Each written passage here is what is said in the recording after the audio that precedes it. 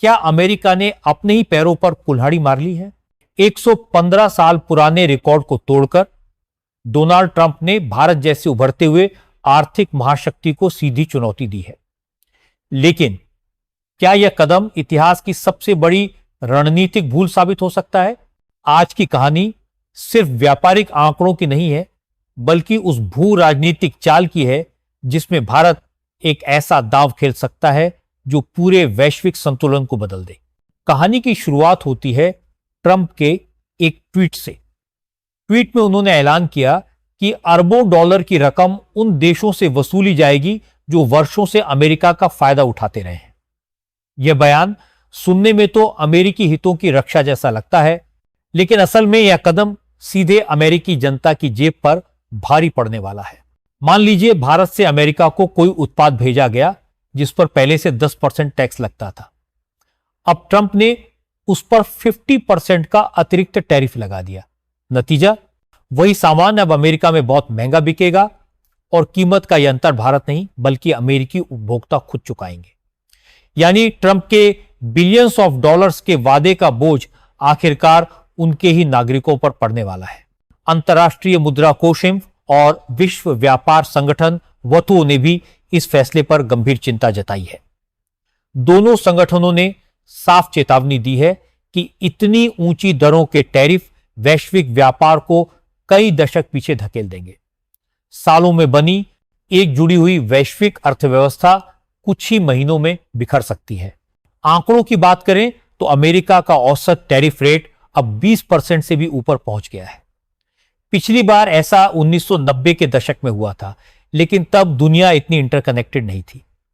2018 में जब ट्रंप ने चीन पर टैरिफ लगाया था, तब औसत 3% से बढ़कर 9% हो गया था। बाइडेन ने इसे थोड़ा कम किया, लेकिन 2025 में सत्ता में लौटते ही ट्रंप ने एक झटके में कई देशों, खासकर भारत, चीन और यूरोप पर 50% से 65% तक टैरिफ ठोक दिए। भारत का कपड़ा उद्योग, जो पहले से 10% अमेरिकी टैरिफ झेल रहा था, अब 60% तक के भार के नीचे आ गया है।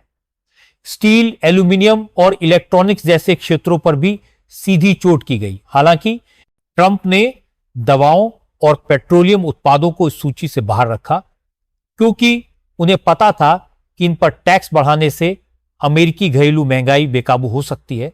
लेकिन असली खेल यहां शुरू होता है। भारत ने इस आर्थिक हमले का जवाब चुपचाप मगर बेहद सोची समझी रणनीति से देना शुरू किया है। इतिहास गवाह है, 1930 में अमेरिका ने स्मूथ हॉले टैरिफ एक्ट लागू किया था, जिसने महामंदी, ग्रेट डिप्रेशन को और गहरा कर दिया था। विशेषज्ञ मानते हैं कि ट्रंप वही गलती दोहरा रहे हैं, बस इस बार दुनिया पहले से 100 गुना ज्यादा आपस में जुड़ी हुई है। अगर बाकी देश भी जवाबी टैरिफ लगाते हैं, जैसा कि भारत, चीन, ब्राजील और रूस जैसे देशों से उम्मीद है, तो वैश्विक व्यापार की रीढ़ टूट सकती है। दुनिया अलग अलग गुटों में बंट जाएगी और अमेरिका को बाईपास करने वाले नए व्यापारिक समझौते सामने आएंगे। ब्रिक्स जैसे संगठन का प्रभाव और ज्यादा बढ़ सकता है और यहां तक कि भारत और चीन, जो अब तक एक दूसरे के कट्टर प्रतिद्वंद्वी माने जाते थे, भी एक ही मंच पर आ सकते हैं। विकासशील देशों का समूह ग्लोबल साउथ मिलकर एक नया व्यापारिक नक्शा तैयार करेगा, जिसमें अमेरिका की हिस्सेदारी न्यूनतम रह जाएगी। इस बीच अमेरिका में भी इसके नतीजे दिखने लगे हैं। कीमतें बढ़ रही हैं, मांग घट रही है और जिन उद्योगों का कारोबार निर्यात पर निर्भर है, जैसे ऑटोमोबाइल और एरोस्पेस, उन्हें सीधा झटका लग रहा है। मंदी का खतरा और गहराता दिख रहा है। भारत ने जवाबी मोर्चा 2 स्तरों पर खोला है। पहला, अमेरिका पर निर्भरता घटाकर एशिया, अफ्रीका और लैटिन अमेरिका जैसे बाजारों में नए रास्ते बनाना। दूसरा, ब्रिक्स और अन्य सहयोगी देशों के साथ मेगा व्यापारिक डील्स करना। हाल ही में प्रधानमंत्री मोदी ने ब्राजील के राष्ट्रपति लूला और रूस के राष्ट्रपति पुतिन से बातचीत की है और अब 2020 के गलवान विवाद के बाद पहली बार उनके चीन दौरे की भी चर्चा है। चीन ने भी असामान्य गर्मजोशी दिखाते हुए पीएम मोदी को आमंत्रित किया है और यह कहा है कि यह बैठक एकता और सकारात्मक परिणामों का प्रतीक होगी। विशेषज्ञ मानते हैं कि अगर अमेरिका भारत से रिश्ते खराब करता है तो सबसे ज्यादा नुकसान उसी का होगा, क्योंकि आज की दुनिया में अमेरिका और चीन की टक्कर में भारत जिस भी पाली में खड़ा हो जाएगा, बाजी उसी के हाथ जाएगी। कुल मिलाकर ट्रंप की टैरिफ पॉलिसी अमेरिका के लिए दो-धारी तलवार साबित हो सकती है।